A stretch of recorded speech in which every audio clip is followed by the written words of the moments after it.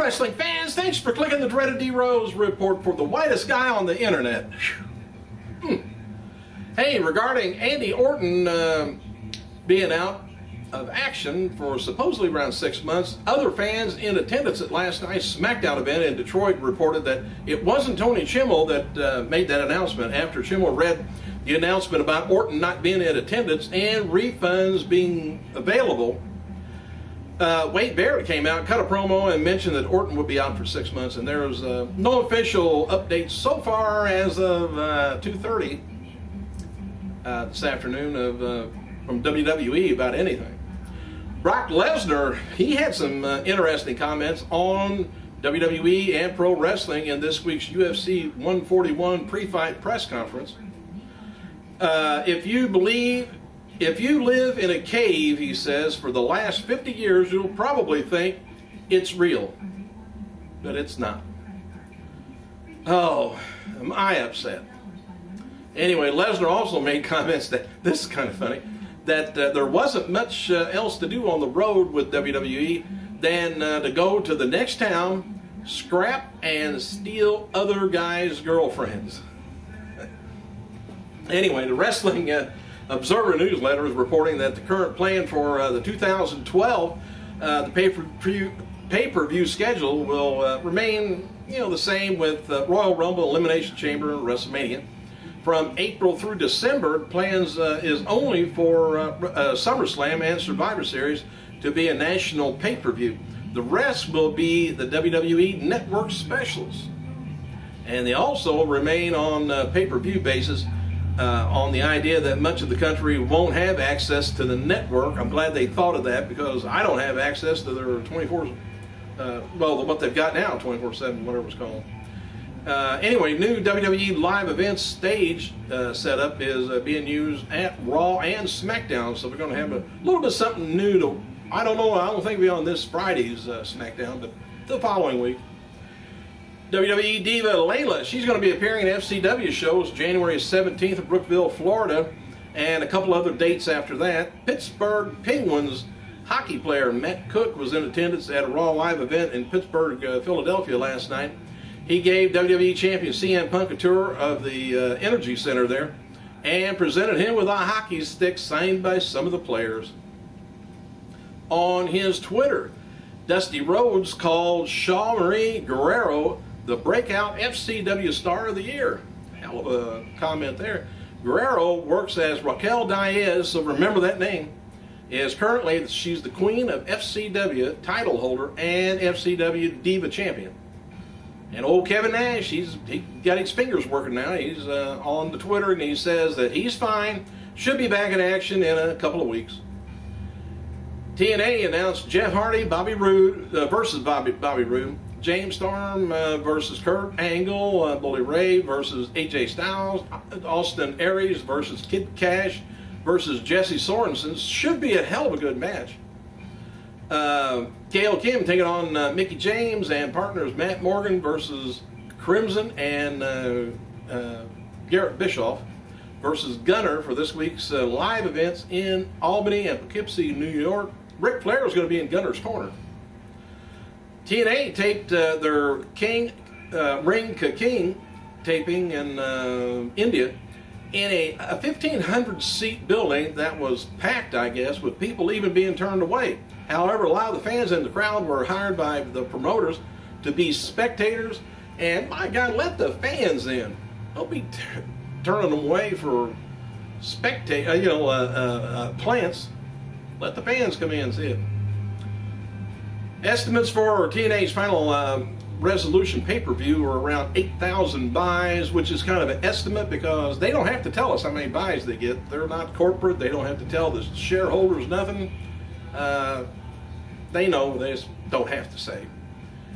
The Raw Elimination Chamber match in February scheduled to be for the WWE title. Now here's the ones up for the title, as long as nobody gets hurt between now and then. CM Punk, Del Rio, The Miz, Truth, Kane, and Cena.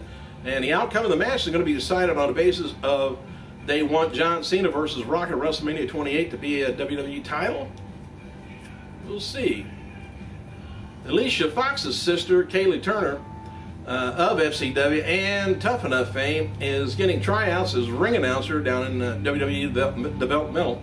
WWE also, Diva Layla, she's going to be pushed heavy for the Diva title once she returns, mostly because Beth Phoenix has had a run against Kelly Kelly and Eve Torres, and Natalya is set for the Diva title run sometime next year. As noted before, of course, they could bring up some divas from down south, which would be all right with me.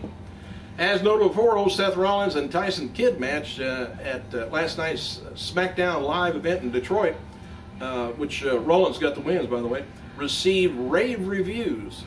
And Rollins and Kidd commented on the Twitter. Kidd said, "Funny things happens when you mix a dose of Kidd with a talent and a hungry athlete workhorse." Rollins said, "Thank you, Detroit. Holy shit, that was awesome. So glad that, to come back. Can't wait till next time. Get ready, Buffalo. Here we come." And sources say that WWE is going to have Seth Rollins coming up fairly quick to WWE TV. More sooner than later. Which, I like a good wrestling match. I'm waiting on them. And happy birthday to indie regular B-Boy, 33 years old, former WCW announcer Mark Madden, 51, and current Raw ringmaster Justin Roberts, Justin, 32. And on this day, by the way, in 2009, Wrestling World lost former WCW, UWF, and AJPW tag champion Dr. Death Steve Williams at the age of only 49 years old. Williams made his professional debut in 1982 competing in the Bill Watts Mid-South promotion, which later became UWF. And in 2009 he had a return of throat cancer, and quickly became apparent that this was more aggressive strain, I guess.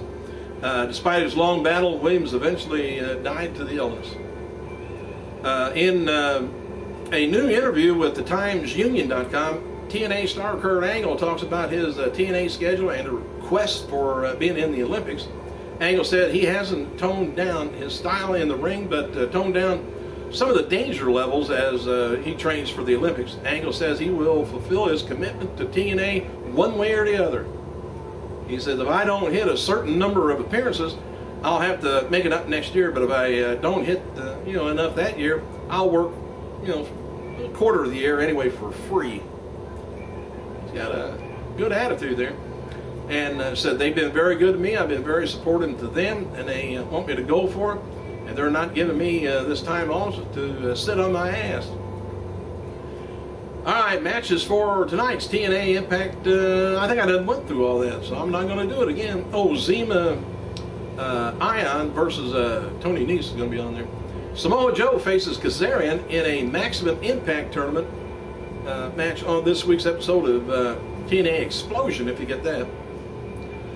The winner of the 8-man tournament will receive a shot at the World Heavyweight title during TNA's tour in the UK in January. Bobby Roode, Mickie James appearance in Poughkeepsie Gallery this Friday, tomorrow, 1 to 3 o'clock. If you live around that way, drop by. Rosita posted several messages on Twitter account Wednesday mocking Asian women she rudely encountered the night before at Fuddruckers restaurant in Connecticut, following her 21st birthday party.